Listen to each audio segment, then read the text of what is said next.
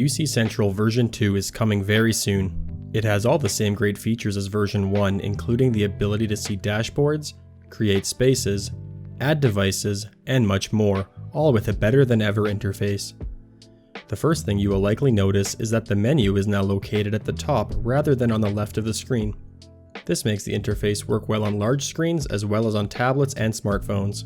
Another very important improvement is the new help icon found in the upper right.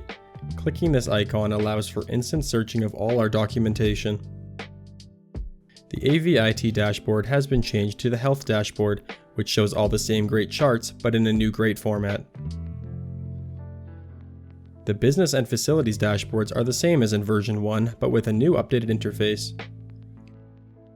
Notice how all the charts have help icons? Clicking these tell you how charts are constructed and which filters change how the charts behave. The Spaces tab works the same, but adding a new space is much more streamlined. Adding new devices to your spaces has also been drastically improved by simplifying the process to a single screen. UC Central can still be utilized to change Quick Launch license keys, adjust Quick Launch templates, and automatically roll out Quick Launch updates. We have also integrated alerts to better warn users of issues or let users know that their settings have been successfully changed.